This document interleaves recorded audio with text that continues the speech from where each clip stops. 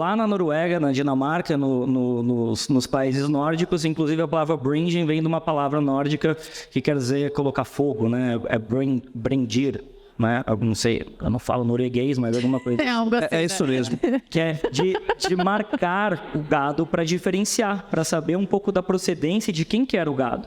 Na Idade Média também, quando você começa ali com os aprendizes ali das oficinas, etc., você começa a ter um pouco mais de demanda para os mercados, alguns produtores começam a colocar um logo, que na verdade era inicial, para mostrar, eu prefiro o sabor daquele do que daquele. Então, ainda de uma maneira tímida, você começa. Antes, né, no começo da Idade Média, na Europa, na Idade Média, com mais produtores e com comércio, com as rotas comerciais um pouco mais fortes, você começa a ter uma diferenciação um pouco tímida. Mas aí, quando você pega a história da arte, você vê a necessidade do ser humano também de significar coisas, né? de criar simbologias para dar outro significado.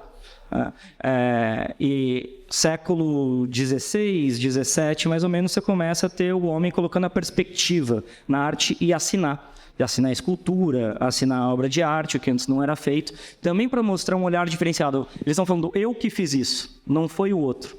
Então tem essa dimensão também do marketing, se a gente não coloca quando começou exatamente, mas essa vontade do ser humano de falar, isso daqui é meu e é melhor do que aquele outro. E não melhor de uma maneira absoluta, mas tem um público que vai gostar mais do que eu faço do que outra pessoa faz. E daí, quanto mais você assia, quanto mais competição você tem, mais o negócio vai ficando mais difícil. Né? Mas é difícil você se destacar, até que você pega, se não me engano, na década de 60, você tem uma campanha famosa do Pense Pequeno, Think Small, do Fusca, onde ali você tem uma outra fase do marketing que você começa a vender um pouco mais a identidade do que os benefícios funcionais de um produto. Você começa a vender cada vez mais benefício emocional. Tá? Então, eu enxergo um pouco assim a história do marketing, essa necessidade do ser humano se destacar em relação ao outro.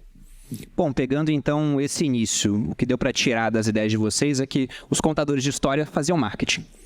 Não era para vender um produto, por exemplo, era para vender ideias. Religiões, por exemplo, no passado, vendiam as ideias. Eu estou lendo agora um livro sobre a Grécia, escrito pelo Asimov. Eu estava conversando com o Walter nos bastidores, que é um grande autor de ficção científica, mas ele escreveu um livro só sobre os gregos e um só sobre os egípcios. Ele fala que os gregos eram um punhado de pessoas extremamente brigonas, entre si, uma cidade brigando com a outra, mas que eles... São puto quebra-prato. Até hoje tem isso. Mas que eles tinham elementos que mantinham uma comunidade unida. Que quebra-prato? Turco e grego, eles se odeiam, porque eles têm muitas diferenças históricas. Talvez tenham isso em comum, porque uma cultura acabou influenciando a outra por conta ali da Grécia, muito próxima da atual Turquia hoje. Mas os gregos, apesar de brigar, eles tinham coisas em comum, que era o idioma. Eles falavam, por exemplo, que todo mundo que não falava grego parecia que balbuciava, eram os bárbaros, né? Mas não quer dizer que fosse, nossa, eram bárbaros porque tinham costumes totalmente diferentes. Era questão do idioma primeiro. Só que eles avançaram tanto que os outros ficaram para trás. Então, essa conotação de bárbaro vem disso. E além do idioma, eram as histórias em comum, porque eles tinham religião em comum. E eles tinham, por exemplo, a memória da Guerra de Troia, que acharam que era fictícia, depois viram que realmente aconteceu. Então essas histórias em comum acabavam mantendo o povo unido, mostrando que desde lá de trás, e essa frase eu vi no documentário há pouco tempo no Netflix, tinha poder quem contava as histórias. É um documentário sobre os tiranos do mundo atual. Eles mostravam um monte de tiranos, passavam por Saddam Hussein, por exemplo, Idi Amin, e chegavam até, no último episódio, a família do Kim Jong-un, na Coreia do Norte, falando como aqueles caras dificilmente vão sair do poder, porque eles conseguiram chegar ao poder, praticamente que era uma religião, validando o que eles são, e eles têm armas nucleares, para impedir que outras pessoas invadam. E lá dentro só se conta a história deles. São os donos. Ninguém pode fazer o marketing contrário. A única história que existe lá é a que eles contam. E contam tremendamente bem, fazendo filmes, colocando lendas, etc. Então, em toda essa jornada, a importância do contador de histórias permanece a mesma, no final das contas. Embora tenha mudado as maneiras de fazer marketing, isso continua muito poderoso. Sim, e vamos diferenciar marketing, né, que é uma atitude, em relação à marca, que é um posicionamento. Ou seja, marca é uma promessa de performance.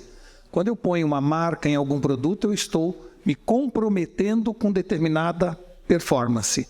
E agora, mais modernamente, falando do século XXI, além de uma promessa de performance, uma promessa de propósito, coisa que até pouco tempo atrás não era tão relevante. Ou seja, não somente eu, com esta marca, me comprometo a oferecer um produto com essas características, nessa qualidade, com esse preço, etc. Mas mais do que isso agora, eu também divulgo o meu ponto de vista sobre o mundo, sobre a civilização, sobre o que eu entendo como sociedade. Tem uma promessa de propósito que é muito importante e as marcas estão se ligando cada vez mais nessa onda. Agora, falando especificamente do marketing, e vocês voltaram lá para trás, então é assim, a civilização evoluiu contando histórias ao redor de uma fogueira. Foi assim, desde a caverna até hoje. Nosso negócio, o ser humano, o nosso cérebro, ele é moldado para ouvir histórias e a transmissão de conhecimento é através de contar história. Né? Então, dentro desta forma de ser, o marketing não deixa de ser cada vez mais, e agora com toda a pluralidade de ferramentas que nós temos à disposição, se trata, no fundo, o marketing é, no fundo, uma grande fogueira onde arde uma marca que conta histórias para o seu público e que tem que gerar interesse constante e genuíno para o pessoal não levantar e ir embora da fogueira. Então, tem que ter esta capacidade de atração. O fogo é mágico para nós, a gente não entende o fogo, né? E desde que o homem dominou o fogo, ele está hipnotizado pelo fogo. A marca tem que ter esse grau de hipnose. De alguma maneira, poucas marcas têm conseguido hoje ser este fogo mágico que você fica olhando de maneira hipnotizada, né? A maioria delas está trabalhando de maneira ordinária e não extraordinária. Eu acredito que o marketing tem muito a ver com essas labaredas que vão nos hipnotizando e que geram a minha preferência por esta marca versus aquela. Não apenas performance do produto, não apenas preço, tem algo além, tem algo intangível. Não tem nem o comentar. Muito bom. Bom, então a gente veio lá de trás e falou sobre algo que não mudou, que é a necessidade de contar histórias atraentes.